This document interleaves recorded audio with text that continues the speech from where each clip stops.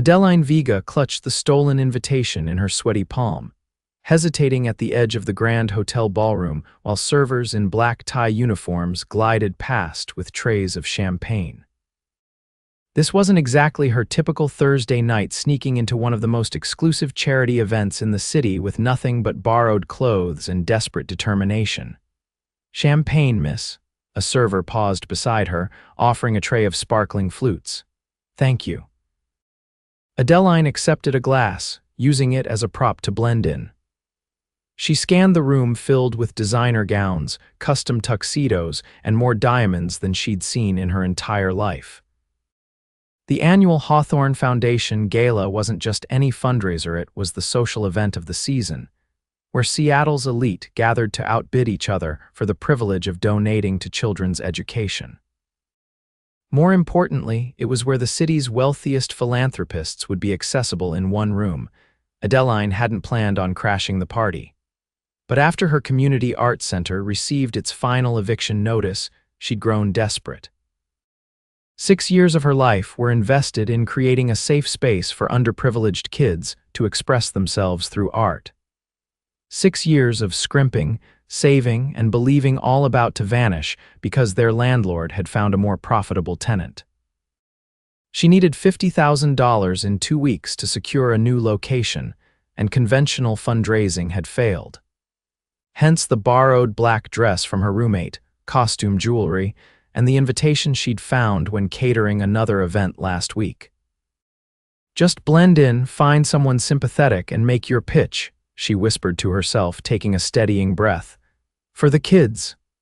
Adeline mingled at the edges of conversations, nodding and smiling as though she belonged. An hour into the evening, she'd consumed 2 glasses of liquid courage, but hadn't found an opening to approach any of the major donors. "The auction will begin in 15 minutes, announced a voice over the speaker system. "Please make your way to the ballroom." People started migrating toward the double doors. Adeline followed, then detoured when she spotted a quieter hallway. She needed a moment to regroup and formulate a new plan. The hallway opened into a smaller terrace overlooking the city lights. She stepped outside, grateful for the cool evening air against her flushed cheeks. "Beautiful view, isn't it?" Adeline startled, turning to find a tall man in an impeccably tailored tuxedo leaning against the stone railing. His dark hair was slightly tousled by the breeze, and his eyes reflected the distant city lights. "I didn't realize anyone was out here," she apologized. "I was just getting some air. These events can be suffocating." His smile was warm, unexpected. "I'm Theo, by the way." "Adeline." She extended her hand, which he shook. His grip was firm but gentle, and she noticed calluses that seemed at odds with his formal attire. "First time at the Hawthorne Gala?" he asked. Adeline considered lying, but something in his expression made her reconsider. "Is it that obvious?" "Only to someone who's been attending these things since childhood." He gestured to the empty space beside him. "Mind if I ask what brings you here tonight? You don't seem to be enjoying the champagne and small talk." "Honestly," she moved to stand beside him at the railing. "I came here looking for a miracle. Those are in short supply these days." His voice held a note of genuine curiosity. "Care to elaborate?" Perhaps it was the champagne or maybe the kindness in his eyes, but Adeline found herself explaining everything: the art center, the eviction, the kids who would lose their safe haven. And yes, even how she'd crashed the gala with a borrowed invitation. "So now I'm at a fancy party where I don't belong, hoping to convince someone with deep pockets that these kids deserve a chance," she concluded, surprised by her own candor. "I know it was wrong to sneak in, but I'm desperate." Theo remained quiet for a moment, studying her face. "That's quite a mission you're on, and a failing one," Adeline admitted. "I should probably leave before security figures out I don't belong here." "Who says you don't belong?" His question caught her off guard. "From what I've heard, you're trying to help children." "That's more than I can say for half the people inside who are just here to be seen." Before she could respond, the terrace door opened, and a harried-looking man with a clipboard appeared. "Mr. Xavier, there you are. The auction is starting, and everyone's waiting for your introduction." The man glanced at Adeline with mild curiosity before refocusing on Theo. As CEO, you really should tell them I'll be right there, Patrick. Theo's tone was polite but firm. As Patrick retreated, Adeline stared at Theo in dawning realization. You're Theo Xavier. The CEO of Hawthorne Technologies. His rueful smile confirmed it. Guilty as charged. I just confessed to crashing your fundraiser to the host of the event. Adeline felt her face flush with embarrassment. I should go. Actually, Theo said, touching her arm lightly as she turned to leave, I'd like you to stay. More than that, I'd like to hear more about your art center. Why? She asked suspiciously. Because in a room full of people trying to impress me, you're the only one who was honest. He checked his watch. I need to handle this auction, but afterward, would you join me for a real conversation? No pretenses, no schmoozing. Adeline hesitated, torn between caution and hope. All right. Excellent. His smile was surprisingly boyish for someone rumored to be one of the city's most powerful businessmen. And Adeline, your secret's safe with me. The auction was a dazzling affair, with Theo commanding the room with unexpected charm and humor. Watching him from the back of the ballroom, Adeline couldn't reconcile this charismatic public figure with the contemplative man she'd met on the terrace. And now, our final item, Theo announced as a painting was unveiled on stage. A limited opportunity for 10 corporate sponsors to fund art education programs in underserved communities. Adeline gasped softly. The description he provided sounded remarkably like her own program. Each sponsorship requires a minimum commitment of $25,000, Theo continued, with all proceeds going directly to community initiatives. A flutter of hands rose around the room, and within minutes, all 10 sponsorships were claimed, totaling $250,000. Adeline watched in disbelief as Theo efficiently closed the auction, thanked the attendees, and somehow materialized at her side moments later. Ready for that conversation? He asked quietly. She nodded, speechless. Theo led her through a private door to a small office overlooking the ballroom. We can talk here without interruption. Did you just… Adeline struggled to find words. Was that final auction item for my art center? Not specifically, he replied, loosening his bow tie and looking more relaxed. But I thought your mission deserved support, and I know several other programs like yours facing similar challenges. So you created an auction item on the spot. I'm the CEO, it's one of the perks, he grinned. Now, tell me everything properly this time. Where's your center located? What programs do you offer? What's your operational model? For the next hour, Adeline outlined her vision, challenges, and dreams for the center.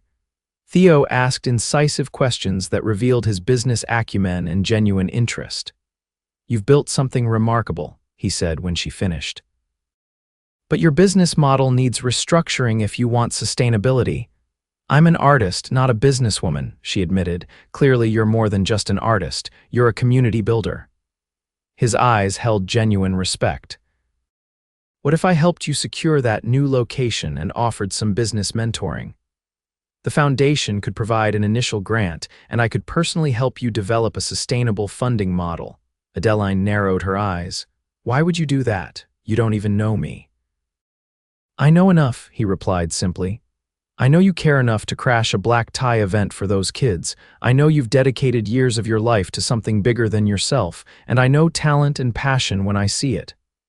There must be a catch, Theo laughed. The catch is you'll have to put up with my business advice, which my sister tells me can be insufferable. I'm serious. His expression softened. So am I, Adeline. I have more money than I need and not enough purpose. You have purpose in abundance but need resources. It seems like a fair exchange. By evening's end, they'd outlined a preliminary plan. Theo would visit her center the following week to see firsthand what she'd built. True to his word, Theo arrived at the shabby storefront the following Tuesday afternoon, trading his tuxedo for jeans and a simple button-down shirt that somehow still looked expensive. What was meant to be a quick tour extended into hours as he watched Adeline work with a group of teenagers on a mural project. You're a natural teacher, he commented afterward, helping her clean paintbrushes. They make it easy. They're amazing kids." She smiled, noticing how at ease he seemed despite the humble surroundings. "You're not what I expected." "What did you expect?" "I don't know, someone more," she gestured vaguely, "corporate, detached." "I was that person for a while," he admitted. "It didn't suit me." Over the following weeks, they fell into a rhythm. Theo would visit the center, sometimes bringing architectural plans for the new space, sometimes just rolling up his sleeves to help with projects. Adeline found herself looking forward to his visits more than she cared to admit. "You should see this," Theo said one afternoon, spreading blueprints across her desk. "The contractor found a way to add the darkroom you wanted without exceeding the budget. This is incredible." She leaned over the plans, her shoulder brushing his. "I never thought we'd actually have a real facility. You deserve it. What you've built here, it matters." Their eyes met, and something shifted in the air between them. Adeline looked away first, her heart beating unexpectedly faster. "There's something else I wanted to discuss," Theo said, his voice more hesitant than she'd ever heard it. "Would you have dinner with me, not to talk about the center or grants or contractors?" "You mean like a date?" Adeline felt warmth spread across her cheeks. "Exactly like a date." His smile was nervous, making him look younger. "I've wanted to ask for weeks." "Isn't there some rule against dating the people you're helping?" she asked, though she couldn't deny the flutter of excitement in her chest. "Probably," he admitted, "but I've never been great with rules." "That's why I make my own." Their first date was nothing like Adeline expected. Instead of an upscale restaurant with hushed conversations and crystal stemware, Theo took her to a small Vietnamese place hidden in an alley. "The owner was my first investor," he explained as they shared steaming bowls of pho. "He believed in me when nobody else would. I eat here whenever I need to remember where I started." "Which was where?" Adeline asked, realizing how little she knew about him personally. "A one-bedroom apartment I shared with my mom after my dad left. She worked 3 jobs to put me through college." His eyes grew distant. "Everything I've built, I built for her." "Where is she now?" "She passed away before I made my first million." His smile was sad. "That's why I started the foundation. She always said success without service is empty." "She sounds wonderful." "She would have loved you," he said softly, then looked embarrassed at his own candor. "I mean, I know what you meant," Adeline replied gently, "and I'm honored." As summer turned to fall, their relationship deepened. The new art center was taking shape with construction ahead of schedule, but Adeline found herself increasingly distracted by feelings she hadn't anticipated. "You're falling for him," her roommate Paige observed one evening as Adeline tried on outfits for another date. "It's complicated," Adeline sighed. "He's basically my benefactor. He's also crazy about you. Anyone can see that." Adeline couldn't deny the truth in her friend's words. Theo looked at her in a way no one ever had, as though she were both a puzzle he was trying to solve and a treasure he'd already found. On a crisp October evening, Theo took Adeline to see the nearly completed art center. The construction crew had left for the day, leaving them alone in the echoing space. "What do you think?" he asked as they walked through rooms that still smelled of fresh paint and possibility. "It's perfect," she whispered, her voice catching as she envisioned children filling these halls. "I don't know how to thank you." "You don't need to thank me." Theo took her hand. "Seeing your vision come to life has been its own reward." In the large room that would soon be the main gallery, moonlight streamed through the skylights, casting silver patterns across the floor. Theo pulled her gently into his arms and they swayed to imaginary music. "I used to think business success was everything," he murmured against her hair. "Then I met you and realized what I was missing." "What was that?" she asked, looking up at him. "Purpose, passion." The kind of conviction that would make someone crash a black-tie gala to save what they believe in. Their first kiss was gentle, tentative, a question being asked and answered in the same breath. When they pulled apart, Adeline saw her own wonder reflected in Theo's eyes. "I should probably tell you something," he said, his voice husky. "I knew you didn't belong at that gala from the moment I saw you. How, you were the only person looking at the art on the walls instead of the people in the room." His thumb traced her cheekbone. I was watching you for 20 minutes before I followed you to that terrace. So you knew I was a crasher before I confessed. Adeline laughed softly. I knew you were extraordinary, he corrected. The rest was just details. The grand opening of the Vega Arts Center was scheduled for the first weekend in December. As the date approached, Adeline found herself overwhelmed by both anticipation and anxiety. What if nobody comes? She fretted the night before, as she and Theo worked late arranging the inaugural exhibition artwork created by the children who had been with her program since the beginning. They'll come, Theo assured her, hanging a vibrant abstract painting by a 13-year-old named Marco. The entire board of Hawthorne Technologies has RSVP'd, along with the mayor and half the city council. That's not helping my nerves, she groaned. Theo set down his hammer and crossed the room to take her hands in his. Tomorrow isn't about impressing donors or politicians.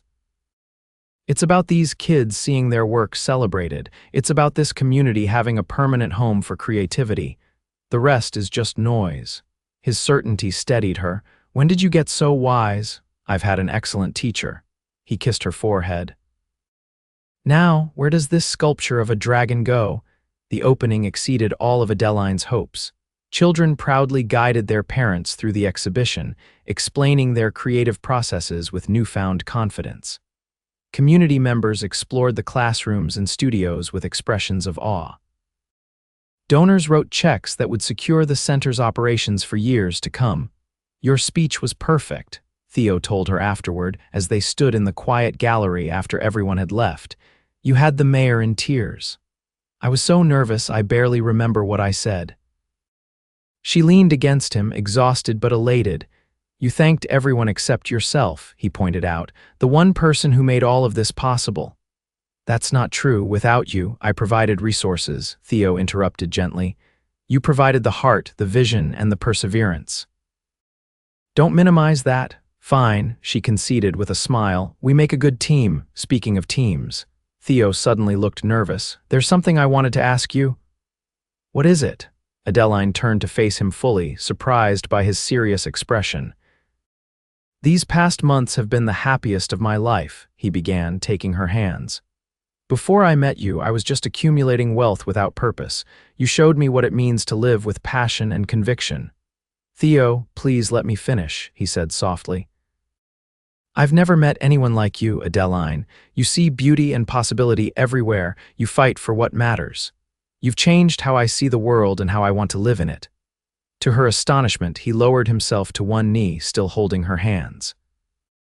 I'm not doing this because of tonight's success or any grand moment, he continued, his voice steady despite the vulnerability in his eyes.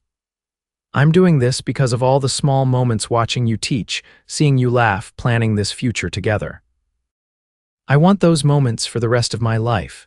From his pocket, he produced a small velvet box and opened it to reveal a ring with a sapphire surrounded by tiny diamonds. Adeline Vega, would you do me the extraordinary honor of becoming my wife?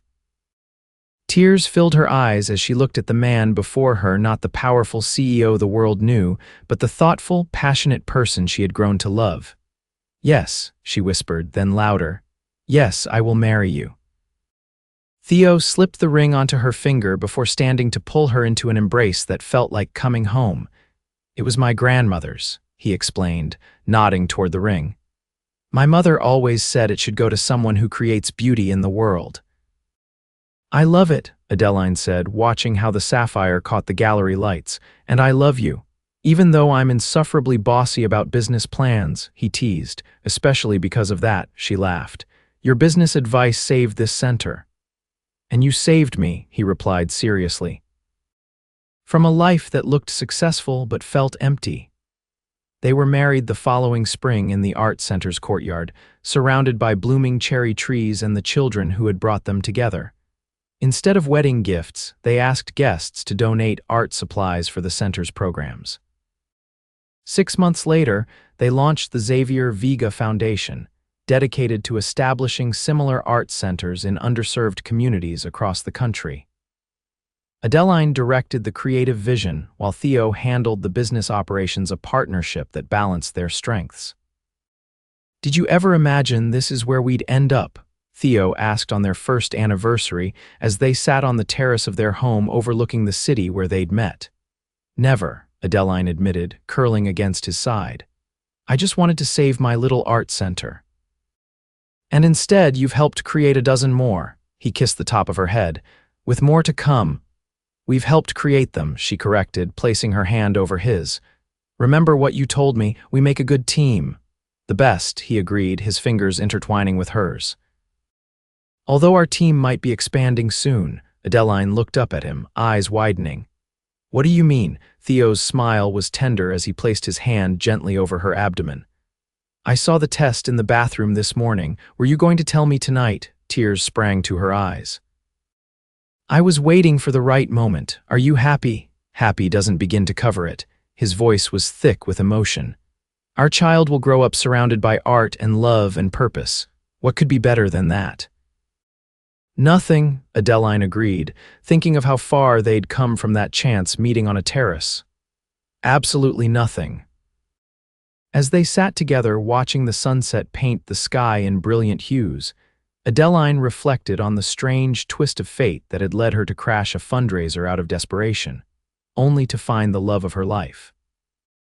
Sometimes, she thought, the most beautiful masterpieces emerge from the boldest strokes of chance.